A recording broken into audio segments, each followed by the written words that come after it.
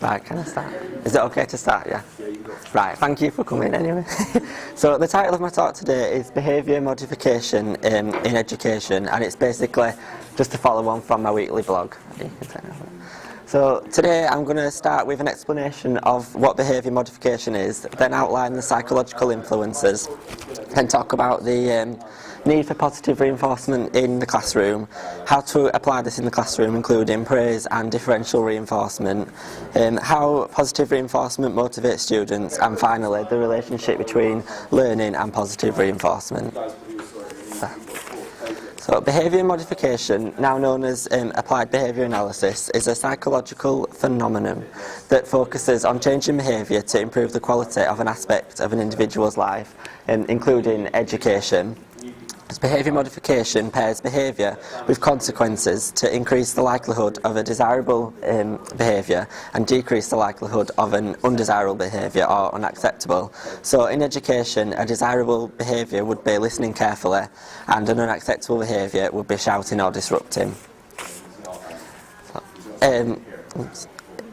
Behaviour modification may sound familiar because it's based on 4 key psychological principles, the first of which is the law of effect, which states that behaviours that result in a positive effect are likely to occur again in the future. And this can be seen in education. When a student is rewarded for doing homework, they're more likely to complete homework again in the future. And the second influence is behaviourism, which states that observable behaviours are controlled by external factors. So in the classroom, when a student who is exposed to a negative, hostile or abusive home environment behaves inappropriately to teachers and parents, it's because they've not been taught socially acceptable forms of behaviour at home by the parents. The third influence is classical conditioning, where a subject responds in a desired way to previously neutral stimulus that has been repeatedly paired with an unconditioned stimulus to produce a desired response. So I made a little diagram here. So basically, the unconditioned stimulus, such as food, leads to an unconditioned response of saliva. And then the unconditioned stimulus of food is then paired with a neutral stimulus, such as a bell, and this also results in an unconditioned response of saliva. And then soon enough, the bell becomes a conditioned stimulus and produces a conditioned response of saliva. This is a bit harder to explain of how it's seen in education, but an example could be students coming into a classroom and then becoming quiet and ready to listen when a teacher gives a certain signal. So an example is pupils enter Mr. Brown's classroom on the first day of term and they are chatting. Mr. Brown is already sat in the room at his desk, and the students enter talking, and Mr. Brown stands up and moves towards the whiteboard. Students continue to chat, so Mr. Brown clears his throat and waves his hands, signalling for the class to be quiet. On the second day of term, Mr. Brown is sat at his desk again as the students enter and walks over towards the whiteboard. The students don't become quiet immediately, so Mr. Brown instructs the pupils to be quiet, and they do so. And on the third day, Mr. Brown is sat at his desk when the students enter, and as he walks over towards the whiteboard, the students stop talking on their own accord. So in this example, Mr. Brown telling or gesturing to the students to be quiet was the unconditioned stimulus, and the conditioned stimulus was him moving towards the whiteboard, so the pupils learned to associate the teacher walking towards the board with being quiet, as that was his signal that he was ready to begin the lesson. So the fourth, and arguably the most influential theory, is operant conditioning, which states that a consequence that follows a behaviour affects the likelihood of occurrence in the future. So one example is positive reinforcement, adding something pleasant to environment after a behaviour to increase the likelihood of the behaviour happening again. So this could be like, in school we were given little merit stickers if we completed classwork. Skinner argued that positive reinforcement was more effective than punishment in shaping behaviour, and he argued that little or no reinforcement was an obstacle in learning, and that providing positive reinforcement allowed teachers to teach students skills. So behaviour modification is present within many educational domains such as classroom management and special educational settings, and behaviour modification plays an important role in the facilitation of effective teaching methods, and it also assists with challenging behaviours in the classroom, such as failure to follow the school rules, interrupting and distracting peers, as well as disrupting the teacher. And curriculum experts highlight the importance of using positive reinforcement with students who display challenging behaviour.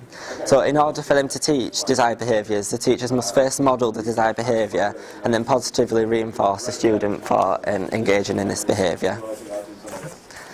So teachers should use consequences to enhance learning and prevent disruptive behaviour. And positive reinforcement promotes desired behaviour, and ignoring unacceptable behaviour inhibits the likelihood of these behaviours being repeated. Some students enter the classroom with previous negative interactions which can be harmful to the education of themselves and also the other members of the class. So transforming these into positive interactions is paramount to improve the learning for all students.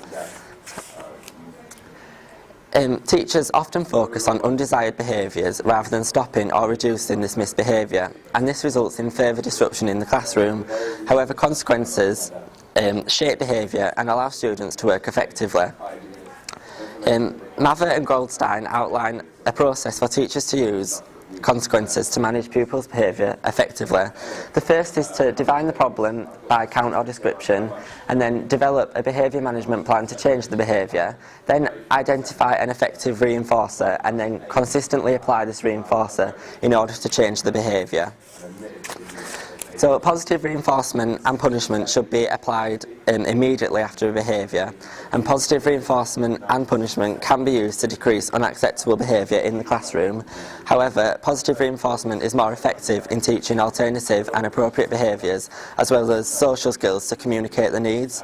And a lot of the problem behaviours in the classroom stem from a child being stuck on the work and not being able to communicate difficulty with the teacher. So a form of positive reinforcement that can be used in the classroom is differential reinforcement of alternative behaviours, also known as functional communication training. This is where a child is taught alternative methods of requesting attention. So if they are struggling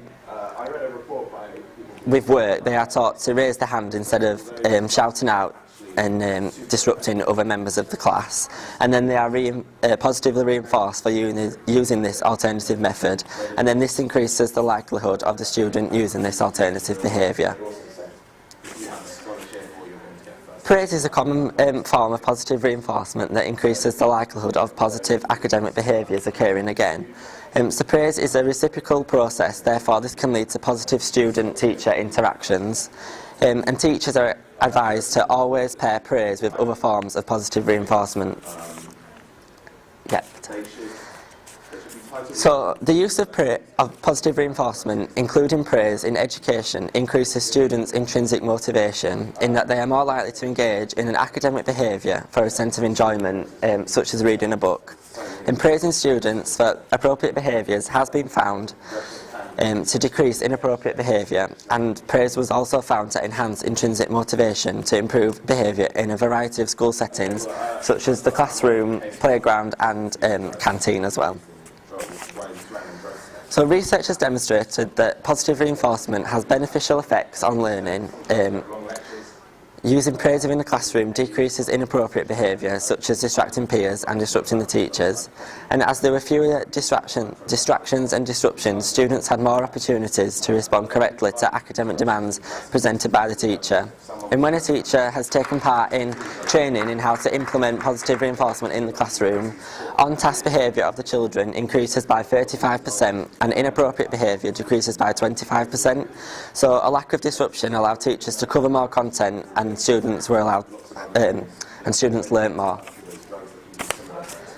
So an important side note of the effectiveness of positive reinforcement on learning is that it produces gains in terms of classroom management and students' academic or working behaviour, and this is extremely beneficial to to teachers' classroom management, which will subsequently increase academic success in students. Thank you. Any questions? Yeah. I actually did my blog about this, but I focused on token economy. All right, yeah. Obviously where a reward is given. Which do you think is better, token economy or what was it, differential? Yeah, differential reinforcement. Maybe differential reinforcement, because if you're reducing the challenging behaviour and then giving them alternative methods to get attention, they're more likely to use these, and then that'll stop. Yeah.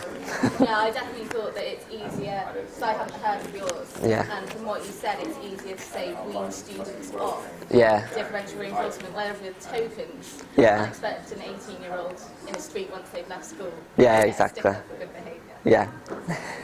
Yeah. Any more? No. Thank you for coming.